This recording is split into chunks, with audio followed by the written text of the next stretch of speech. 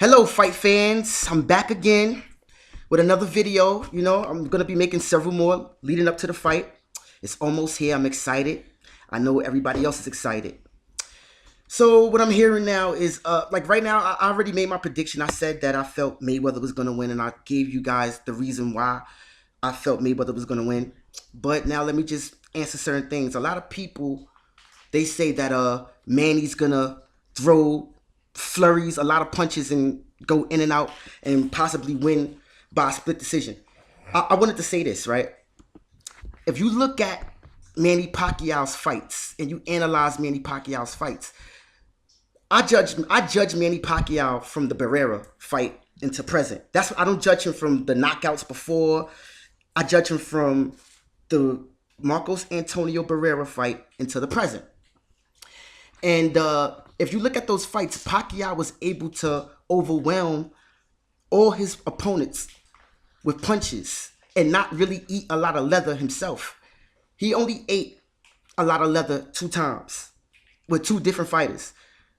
I would say Eric Morales, the first fight, and all 4 of the Juan Manuel Marquez fights, right? Now, when you talk about Manny Pacquiao overwhelming his opponents with a lot of punches, right? See, the thing is, they don't have the defense or the style to get away from all those punches. If you look at the first fight with Eric Morales, he was able to outbox Manny Pacquiao by constantly moving to his left hand. Juan Manuel Marquez was able to do the same.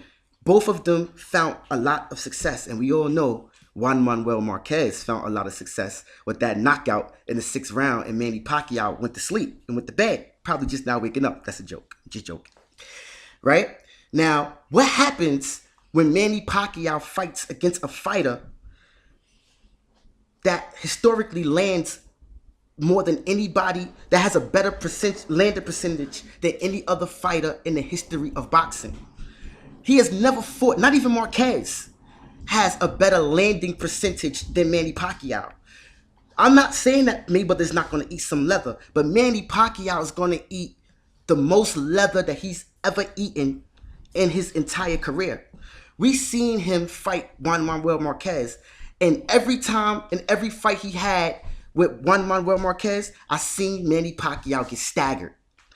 It's very rare that you see Mayweather get staggered. And I've seen him take and eat some really good shots, and I've seen him handle those shots very well. Now, what's going to happen when Manny Pacquiao is constantly eating right hands, lead right hands, and check hooks, and regular left hooks? Because that's how you fight. Those are the best punches that you use when you're fighting against a southpaw. Now, I'm not showing bias. I'm analyzing the fight based upon what I've seen in previous fights. I know that Mayweather's a pinpoint puncher. I know that Manny Pacquiao throws punches and bunches and in flurries. And he's very fast and he connects. But he's going against the best defensive fighter of all time. You mean to tell me you believe, from what you've seen from Mayweather, that he's going to land enough to really put Mayweather in danger? I said that Mayweather fought Marcos Maidana, and he had a difficult time against Marcos Maidana because of the bulk. If you look at all of the fights that Mayweather had problems with, it was, with the exception of Zab Judah, it was because of the pounds and the bulk. Let's go through the history, okay? He went up in weight to go against Jose Luis Castillo. Jose Luis Castillo outweighed Mayweather by at least 10 pounds in that fight. Go and check the record. He fought Oscar De La Hoya. He went up to Oscar De La Hoya's weight. Oscar De La Hoya was the champion at 154. It was no catch weight. Mayweather weighed 150 pounds for that fight, I believe. And Oscar weighed, he came into the fight as a middleweight, which he gave him a tough fight. Mayweather fought Miguel Cotto at 154. Miguel Cotto's natural weight. Miguel Cotto gave him a hard time at that weight because he was stronger. He was able to push him to the ropes. If you look at Manny Pacquiao's fighting style, he doesn't bully you. He comes, he boxes. He's like a boxer, puncher, slugger.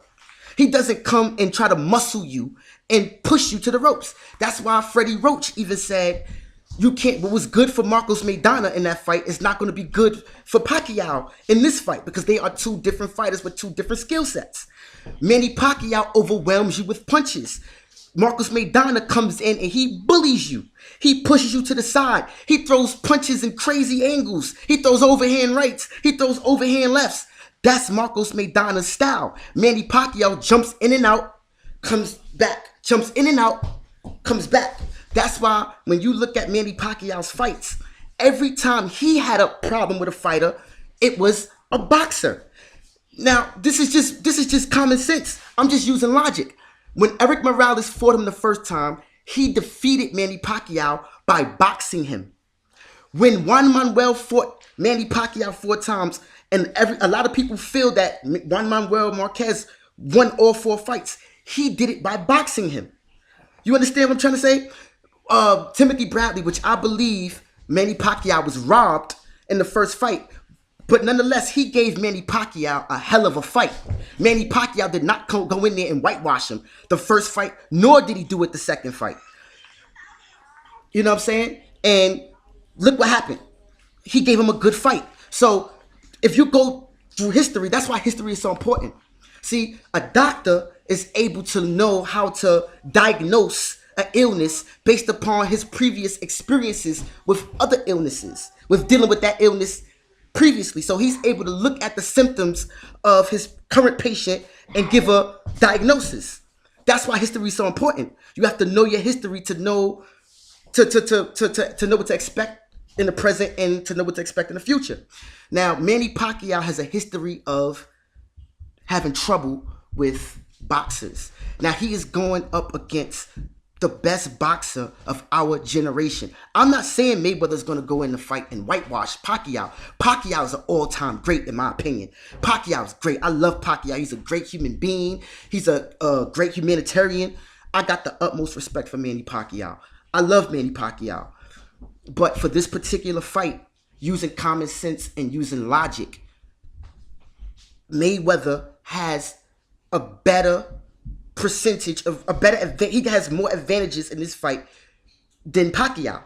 And if you could put your emotions aside and look at it logically and intelligently, you would, and you're being honest with yourself, you will see that too. You will see that as well.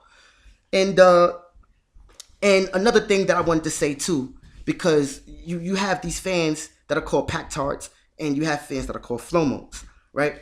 Less in that, okay? Both of these guys are warriors. Both of these guys are warriors. Manny Pacquiao proved that he was a warrior. Let me give you an example. Manny Pacquiao fought Erik Morales the first time. Erik Morales won. Manny Pacquiao came back, avenged his loss against Erik Morales, and then said, you know what? I'm going to give you a chance to avenge your loss and beat him again. Left no doubt. He fought Juan Manuel Marquez to a draw the first fight. Everybody, and he wasn't happy with himself. So he fought him again the second fight. Won the second fight. A lot of people, he got a lot of backlash. A lot of people felt Marquez won it. Pacquiao, being the warrior that he is, he said, no, I'm going to fight him again. Fought him a third time. Controversial decision for Pacquiao. Pacquiao said, no, I'm going to fight him again. A fourth time. Pacquiao gets knocked out. Pacquiao actually wanted to fight him a fifth time. And Juan Manuel Marquez didn't want to fight him again. He wanted to take his victory and run. I'm not mad at that. That's a warrior, a true warrior. Manny Pacquiao is a true warrior. He goes in the ring and he leaves no stones unturned. He gives it his all every time he goes in there. Now Mayweather, he fought Jose Luis Castillo. A lot of people felt that Jose Luis Castillo won that fight. Mayweather said, oh really? Y'all felt that he won? I think it was like 6 months later, fought him in a rematch and beat him decisively. He fought Oscar De La Hoya. A lot of people felt that it was a draw or Oscar De La Hoya even actually won. Mayweather said, oh really? Let's do the rematch. And after that, if you remember, I think Oscar turned the rematch down. Like the rematch was turned down for some reason by Oscar. But Mayweather wanted to give him a rematch. He fought Marcos Maidana. A lot of people felt Maidana won the first fight or probably thought it was a draw. Mayweather said, really? You thought it was a draw? His very next fight, he fights him again and beat him decisively. That's a warrior. I seen him fight Ricky Hatton. I seen Ricky Hatton try to overwhelm him. I seen him fight Jesus Chavez. I seen Jesus Chavez go in there and try to overwhelm him. I seen him fight Indu. He went in there, tried to overwhelm him. And what did he do?